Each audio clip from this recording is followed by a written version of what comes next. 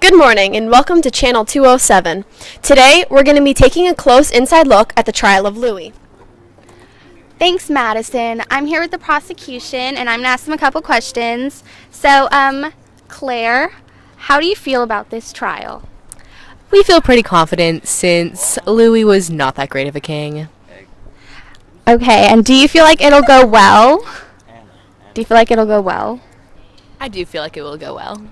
Great. And Marguerite, you as a witness, do you feel confident in the lawyer's ability to win the case? I feel strongly that they're very capable. Okay, thank you guys so much, and we'll talk to you later. Hi, we're over here at the defense now, and I'm going to interview Jen. So, are you confident that the evidence you have is sufficient enough to win the case for Louis? Definitely. We have a lot of strong witnesses and can definitely hold our own. Great. And who's one of your witnesses? We have a French general, we have a merchant, and Voltaire. Great. All right. Good luck on the trial, and we'll see you there. We're now here with Louis to ask him a couple questions. Louis, are you worried about the trial? No. Why not? I'm going to make them regret that they were ever prosecutors. Do you feel confident in your defense? Extremely. You do? Are you taking any part in helping them? Of course. Yeah, of course I am. I mean, I'm one of the main supporters of myself, so, gotta defend.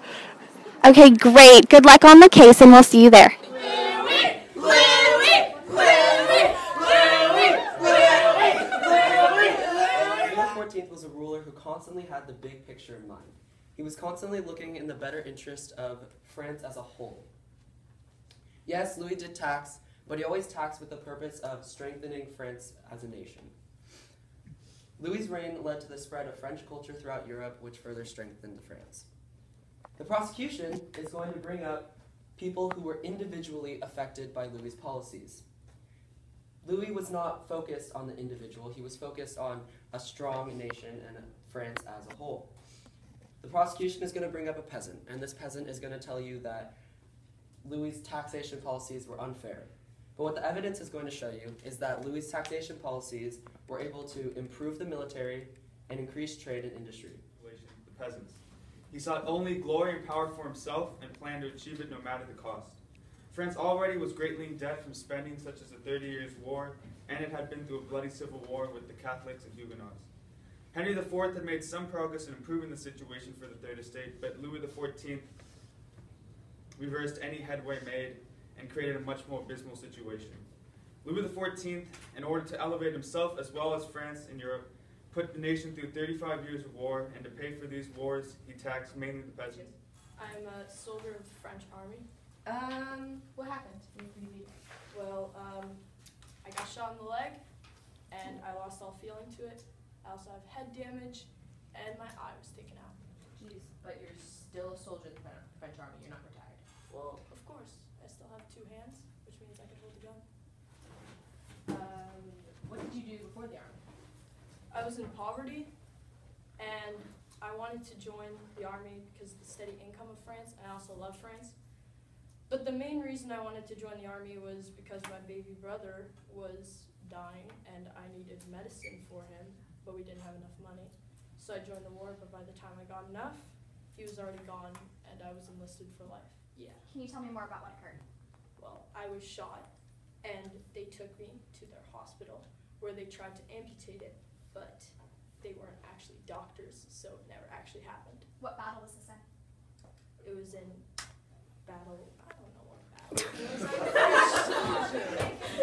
was. I was just one of the lower class French soldiers that weren't at top. I had a lot of high rankings of officers, and I just fought with it where they made me fight. Were you ever informed where taxes that went to the military went? Excuse me? The taxes that they collected from peasants, were you ever informed what those were used for? No, I was never informed what those were used for. Were you provided with a gun? Yes, of course I was provided with a gun. Were you provided with a uniform? Yes. Could those have been from tax dollars? They could have. They easily could have. What were your emotions on Versailles? I believe that it was just Louis' way of taking our taxes.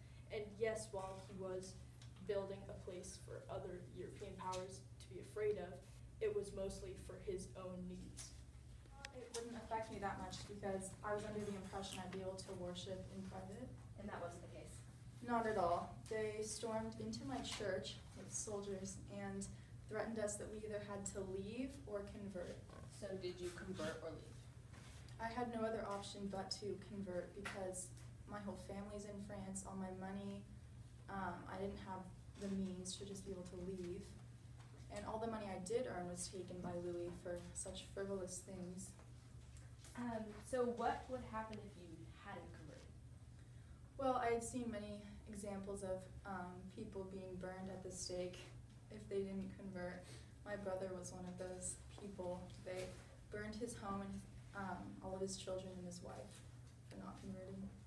Did you witness any of the burnings of the churches or any of that? I saw my own church get burned. It was a very hard day. But even though Louis claims to have created economic stability, that hasn't affected you and your family at all? I think by that he's referring to the cooperation he's achieved with the nobles. They have mutual support, but we're all trying to struggle to make ends meet. So when you say that, is because of the taxes that take most of your paycheck? Yes. And since you're struggling to feed your family, and you said before that how many children do you have? 5. How do you feel about Louis living in awe on Versailles? I can't even imagine it given the state that I'm living in. And he justifies this by saying that it was to awe and impress the nobles and the foreigners. Does that seem justifiable? Why does the opinion of the foreigners matter when his own citizens are living in such filth? So did you pass the Edict of Fontainebleau? Croissant? So you're saying you don't even know that the edict you passed? Richie Lou did most of the talking. No, but you passed this one. I suppose. Alright. Well, it's also known as the Revocation of the Edict of Nantes. This caused about over 210,000 Huguenots to be expelled from France and all the others to be converted.